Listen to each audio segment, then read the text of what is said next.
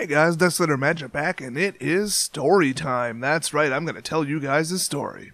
I actually did have a story in mind, but then I thought, hey, you know what would make a better story is a super compressed version of the lore for Shadows Over Innistrad.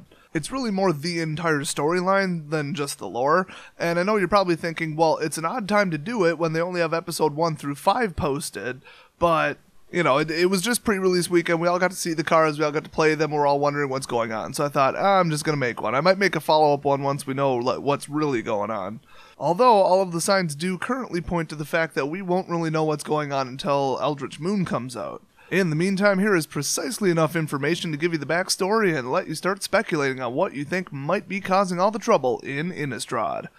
Oh, and then mega spoiler alert, at the end of the video I did figure out what's going on and who's causing all this, what's all behind it, so if you don't want some spoilers, don't watch that particular part. But yeah, it is quite obvious, so if you're too lazy to read all those stories but you still want to know the storyline and what's going on, this is the perfect video. I tried to compress it as quickly as possible, but there is a lot to get to, so it's a little bit of a longer video, but it is definitely worth watching because, well, I handled it with the reverence I handle everything on this channel.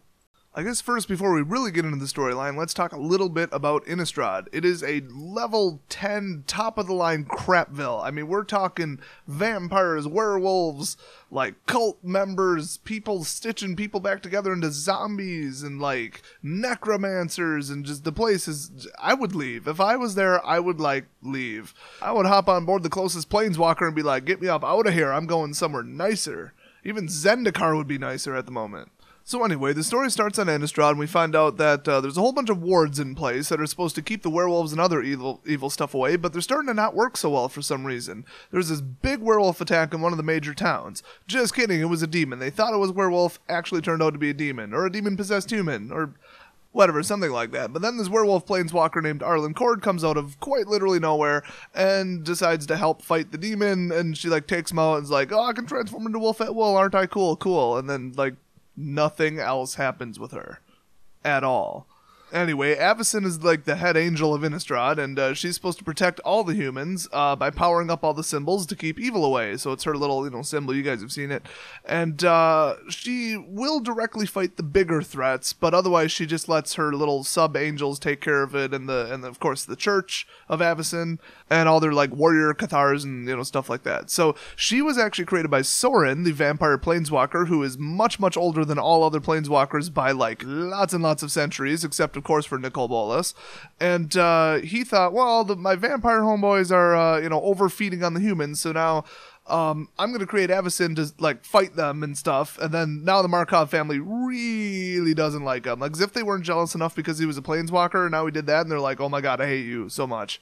So Avacyn created something called the Curse Mute Edict, which let people affected by lycanthropy, aka werewolf-itis, either become a wolf pet guard thing or be fully cured in some cases. And by fully cured, that means not fully cured at all or permanently in any way, because now people without wolfy outbreaks for years are having wolfy outbreaks, and I don't think any kind of group therapy is going to help. I've found that to control my werewolf tendencies, I just make passive-aggressive phone calls to the Microsoft support department. It tends to keep me from busting down my neighbor's door and clawing them to death, so that's good. So Avacyn's cruising around doing what she does, and after seeing humans be a bunch of dicks, or one human in particular, she hears this humming or buzzing sound in her head, and then the words, "the seeds of men are rotten," and keeps like looping in her head, like some bad Taylor Swift song. And then she got like a headache or a migraine or a hangover or something, and then she hit up the local Hot Topic to like totally goth out with some emo level accessories, and then hopped on the crazy train and paid a visit to the angel Sigarda. I have no idea who that is, but she did bring a seriously messed up in the head Bruna and Gisela. Now those I am familiar with. They are her fellow angels, and Bruna was supposed to be in charge of the wards that are protecting the cities and the holy sites, and Gisela is like the military leader of a bunch of angels, and she fights against necromancers and other evil stuff like in a really hands-on type of way. Well, it seems like they've apparently been drinking some of Avacyn's Kool-Aid because they are straight on the train to Crazyville with her. Avacyn was all like, you know what, humans suck, I just decided that, let's destroy all of them, but she was talking with like this weird accent and like her head wasn't screwed on right, basically, and so she wants to kill all the humans because the impure must be cleared and punished, and they must make way for the true light, for themselves and for others like themselves who can create and maintain peace. And build more Hot Topics so they can all dress looking like Avacyn. And Sigarda's like, no, come back later. And they're like, all right, bye, see ya, nice catching up. So then Avacyn and a whole bunch of other angels, practically all of them it sounded like, attack some really big major towns and burn them to the ground and kill everyone. And then she's all flying around with like blood on her wings and crap and, you know, looking like a total Looney Tune and with a twisted, warped version of her normal weapon. And so that's kind of weird. And she's all like flame on everybody, like flaming everything up, like total flamer. She's just going straight up Charizard on that, man, I'm telling you. And then, well, back in some small village in the Nephalia province, the Gitrog monster is terrorizing local livestock and fishermen and all that, but nobody really believes it exists. Or not everybody, I should say. Well, finally everybody does see, like, the evidence and stuff and believes it, but nobody can do anything about it, since the church won't send a Cathar or an angel to fight it, and they can't get a hold of his slayer either. So they just sit around being a bunch of pansies, close down the lake, and nobody gets any fish, and everybody's poor and unemployed. So some whiny, angsty, moody teenager named Mia went after it, and she kind of saw the tracks going from like a three-toed lizard to like a human, which is kind of weird, but she just followed whatever tracks she could find. After all of her sheep were killed, by the way, and kidnapped. Killed and kidnapped. They're kidnapped. So anyway, she gets to the lake and she's like, oh my god, it's a bunch of like cult-looking homies with like hoods and crap getting on a boat. And like, I totally know some of them because she has like exceptional vision apparently. So naturally, she hopped on board the boat without any of them realizing she did, which is, I don't know about that. I'm just going to say she's like part-time shepherd, full-time ninja. I mean, that's, you know, what else are you going to do in a boring local town but learn some ninja tricks? So anyway, she jumps on board, finds a whole bunch of people are like townspeople that she actually knows, and they all killed and stole a whole bunch of her sheep so that they could dump them overboard and appease the Gitrog monster. And Mia was like, oh no, you didn't just steal my sheep to feed them to some pretend monster, ya dicks. So then they threw a sheep in the water to prove it, and she's like, there's no Gitrog monster, and then Shazam jumps up and eats the sheep, and she's like, well, okay, the Gitrog's real, and like, there it is, but like, come on. You guys should, like, take your balls out of your wife's purse and fight it because it's just a giant frog. But then it uses its super tongue whip on the boat, and it's super effective. And it actually, I think, eats somebody, so that's not good. But the townspeople are all dicks anyway, it sounds like, so I don't care. But somebody said they should feed Mia to the monster because that makes sense. And then things went from 0 to 100 real quick. Gitrog's all attacking, she's like, people are trying to stab Mia and crap, and then like people get knocked overboard and like get eaten, and then she's like shooting people with her crossbow and like shooting them in the stomach and crap and fighting them and like knocking them out. I told you, she's a freaking ninja. But anyway, she fought a bunch of them, Gitrog ate a ton of villagers, and then all of a sudden everything's on fire. The dock, the boat, everything's on fire. That's why you don't like mess around with torches around water, I guess. It might light on fire. You gotta watch out around that water. So while the Gitrog's on like all-you-can-eat buffet rampage, Mia and Wilbur actually get in the lake and swim away because that makes sense logically, and then they're all like getting all hypothermic. But then the Gitrog actually caught up with them when they got to like the other side of the lake or something, and it went all like hypno-toad on her when she was looking into his eyes, and then it made Mia stab Wilbur, and then she's all like, "Hail Gitrog," and then it ate him and walked away. And then basically everybody in the town went completely nuts. And I guess it was kind of implied that they try to feed visitors to the Gitrog because they've all lost their freaking minds. And the Hypno-Toad Gitrog is like all up in their heads. So don't visit that place.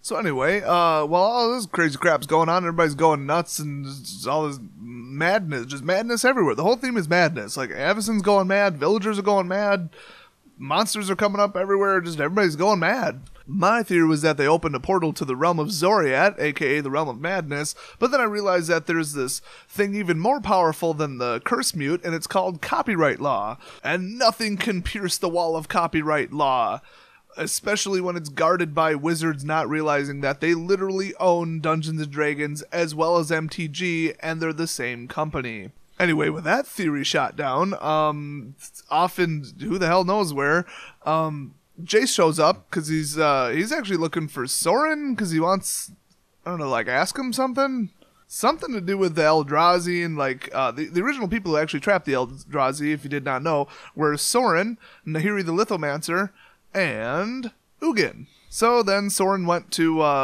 Tarkir and he was like, oh crap, Ugin's dead.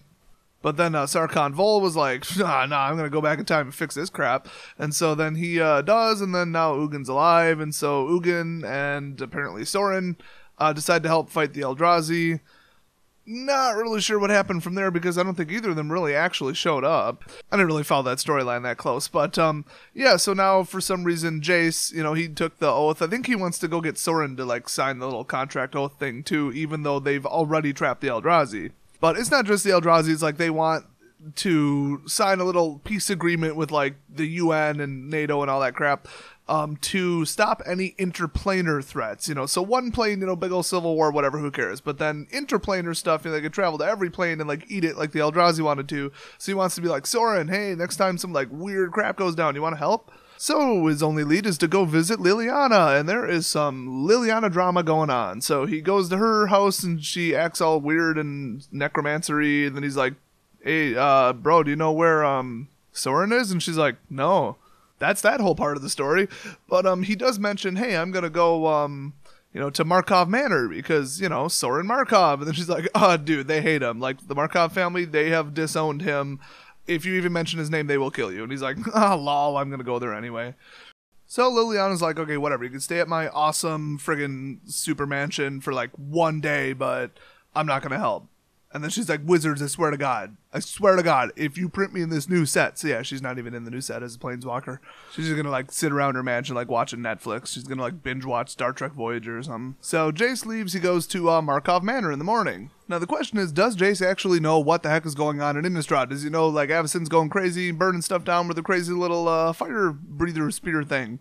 I'm thinking he didn't, even though he got attacked by werewolves, and then he's like, you know what, all this like whatever's going on with Avacyn going crazy, totally gonna have to take it up at the Department of Not My Problem because I'm looking for Soren. So yeah, gets to Markov Manor and then is like, oh my god, this place is like blown the hell up. It is like shredded.